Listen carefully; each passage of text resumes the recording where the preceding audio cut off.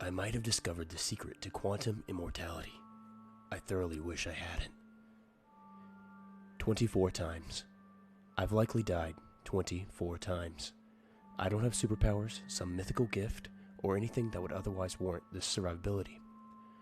I'm just some below-average undergraduate researcher that just so happened to stumble upon some of the most significant yet disturbing evidence in scientific history.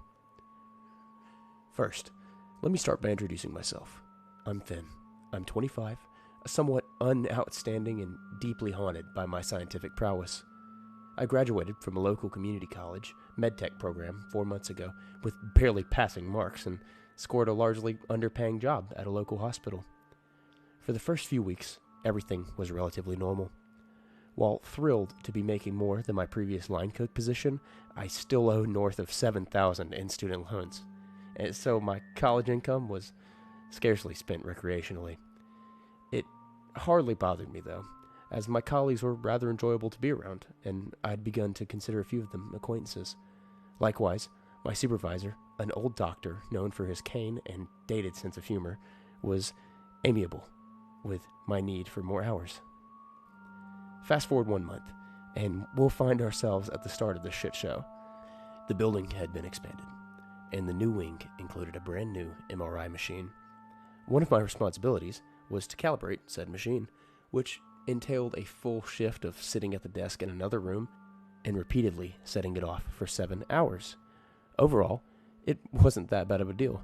I basically got to sit around all day and still get paid for it, so I certainly wasn't complaining. However, around hour 3, I'd become mind-shatteringly bored. The room I was in was still being constructed, so the only outlet that worked was the one MRI and computer was linked to. Unfortunately for me, I'd forgotten to charge my phone the night before and couldn't unplug the expensive medical equipment to do so. Then an idea came to me. Considering that I was unattended with the machine and freshly trained to operate it, I chose to start scanning myself out of sheer curiosity. The calibration was done for the most part, so I had a whole 4 hours to kick back a bit, and even then, the old man told me to use the full shift to practice how to use it regardless. So, with the help of a colleague I enlisted, I did nothing but scan myself using the world's most expensive photocopier for 2 hours. For the most part, I saw nothing out of the ordinary. Every image returned on the screen in the adjacent room that it looked relatively bland, and nearly identical to what could be found online with a simple search. All in all, I'm sure it was a great analogy for how we're all the same deep down, but regardless, I was still somewhat let down by the results. By that point, with time at my disposal, and my colleague having left for the evening, I sat in silence and meticulously combed over each of my scans. With some luck, I was hoping to maybe find something interesting, or at the very least pass the remaining time of my shift. However, there was a single thing that stood out very faintly in every scan of my chest. On the far left side of my heart, extending almost unnoticeably, was a tiny set of lines. They were hardly visible and could only be viewed with 20/20 vision, and the scan zoomed in to its maximum setting. Even then, they were hardly perceivable, but something about the strange uniformity of the lines caught my attention. I summoned the old doctor to look at it, and he was largely unimpressed, stating that it was simply background noise that made itself visible. He ran himself through the machine as well to prove his theory. However, upon closely inspecting his results as well, his heart showed the exact same, barely distinguishable lines. In fact, he actually had far more than me. After painstakingly counting the nearly pixel-wide lines on both of our scans, my total came out to 23, and his was 37. By that point, we consulted a couple other doctors in the building, including a cardiac specialist. Everyone showed evidence of these lines, but nobody had a clear explanation for them, and largely dismissed them as noise. With more questions than answers, both myself and the old doctor left for the day. Figured it was likely nothing significant. This is where things began to get somewhat weird. The following morning, as I was heading back to work, I dropped my phone and was reaching for it as I drove through an intersection. Through some sick luck, someone honking in the distance caught my attention enough to look up at the road once more, only to realize that a truck had flown through the red light and was in a collision course for my car. Since I had noticed this in time, I was able to swerve out of the way and make it to work unharmed, with an exception to the experience having shook me up quite a bit. I walked into work and was once more instructed to go calibrate the machine again. Some intern had completely butchered the settings I had spent a whole day perfecting. So, to my dismay and somewhat happiness, I had earned another day messing with the medical fax machine. As with the previous day, boredom kicked in, and I ultimately ended up running myself through the machine again. Remembering the same lines from the day before, I looked at the scans and attempted to find them again. Not only did I spot them once more, but they were somewhat different this time. Instead of 23, I had 24. Thinking back to the close call from this morning, I had begun to wonder if extreme stress perhaps played a factor in these marks, and ended up summoning the old doctor yet again. To my surprise, upon hearing about my close call that morning, he likewise stated that on the way back home the previous day, he had similarly also nearly been pancaked by an oblivious driver. It had hardly bothered him, however, and he shrugged it off with a laugh as he looked at the screen. Upon noticing the new line on the screen, and with a little explanation for it, he instructed that I run him through the machine. To our surprise, he likewise had an extra line. Now intrigued by this strange phenomenon, the old man called out the same doctors as the day before and ran them through the machine again. 4 out of 5 of the doctors showed the lines, but no change from the day before. One of them, however, had gained an extra line. Upon questioning him as to any significant events that happened recently, he jokingly mentioned the night before he almost consumed a dish containing shellfish, something he was highly allergic to, at a restaurant. Had someone at a nearby table not complained about their seafood being undercooked to the waiter, he likely would have never noticed and suffered a fatal reaction in that establishment. With all this strange evidence stacking up, the doctor and I enlisted a few more colleagues to set our own small research project. Having linked near-death experiences to these strange lines, we set up a basic experiment where 10 of the coworkers we enlisted would scan themselves every day. If something happened on or off the clock, where at least one extreme outcome could have resulted in their demise, everyone was instructed to record it in a notebook. For the first 2 weeks, the pattern continued.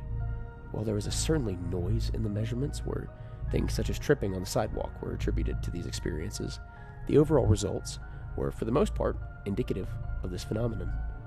If there was a relative near-death experience, an extra line was usually gained without fail. Eventually, a word of this spread throughout the hospital relatively quickly. A select few other doctors offered their assistance as well. Specifically, a doctor from the ICU unit offered some insight. Upon hearing about our experiment, he took it upon himself to test the validity of it in his own ward. A critical patient, a middle-aged man with a tumor in his lungs, had nearly passed away a few days prior. Had a passing nurse not noticed his vitals dropping rapidly and acted to stabilize him before he flatlined, he almost certainly would have died. As expected, an MRI scan before this showed 18 faint lines on the left side of his heart. After the fact, the number had increased to 19. With the doctor's suggestion and permission from this individual, we were able to enlist the end-of-life patient into our experiment. The overall procedure was relatively simple. The patient would be placed in a separate room of the hospital, checked up on every 12 hours, and would be asked to record any significant events they noticed, then subsequently be sent through the machine accordingly. I should add that the patient agreed to only be resuscitated once, and after, that would be DNR, meaning he'd be dead for good should he flatline. With everything set up, the new phase of the experiment began without incident. For the first week, nothing changed, and the patient didn't get noticeably better or worse. The Monday of the following week, however, the patient stopped breathing during a bi-daily checkup and was immediately brought back once more. As expected, the number of lines on his heart has risen from 19 to 20. The patient, standing by his request before starting the experiment, was thrilled to be contributing to the scientific cause, but likewise reminded us that he'd rather not be revived again. With that, another 3 days went by somewhat uneventfully. The patient stayed somewhat stable, and the other colleagues participating likewise didn't experience any change. Everyone had the same number of lines on their heart, no more, no less. By day 4 of no change, things once again got interesting. During one of the checkups, the patient mentioned how he felt a stabbing pain in his chest the night before, which subsided somewhat rapidly within 20 minutes. As usual, the patient was run through the machine, revealing that he had 21 lines. Speechless at this strange pattern, with little scientific explanation for it, the experiment continued. Unfortunately, the patient passed away that night. Between checkups, with no medical personnel nearby, and a lone security camera in the hallway bearing witness, he started screaming. Not normally, mind you. This wasn't a scream from basic physical pain. It was a deep, guttural cry of fear in its purest, unadulterated form. It continued for 5 minutes. By the time someone was within earshot and rushed into his room, he had already passed away for good. Utilizing the permissions he granted us at the start of the experiment, we ran him through the MRI one last time before wheeling him down to the morgue. To our surprise, all the lines had vanished. Not even the most remote trace of them could be found. To those not familiar with the medical field, such a significant anomaly vanishing from someone's body overnight isn't exactly common.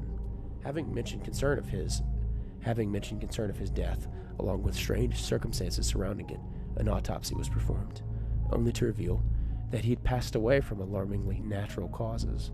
The lines on his heart were no longer there, and nothing except for the tumor in his lungs stood out as abnormal. With that, the experiment ended, and each of my colleagues collectively agreed to try and move on for the sake of our own psychological well-being. Despite the medical significance of what we'd found, nobody was willing to continue, and we simply buried our findings and tried our best to move on with our lives. We're still not sure exactly what we discovered.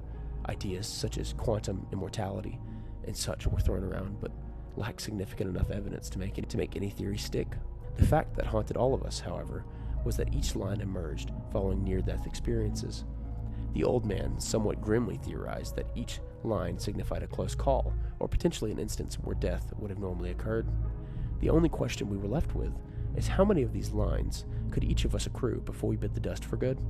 The old man and I already had far more than the patient, and judging by the seemingly terrible circumstances of his demise, we'd be lying if we claimed that we weren't somewhat unnerved. As for why I'm uploading this, I'm still not too positive, and frankly, I'm not sure if whistleblowing on the experiment that I personally created, or perhaps just trying to find some insight and peace of mind. Regardless, thanks for bearing with me on this long-winded account, and do be careful.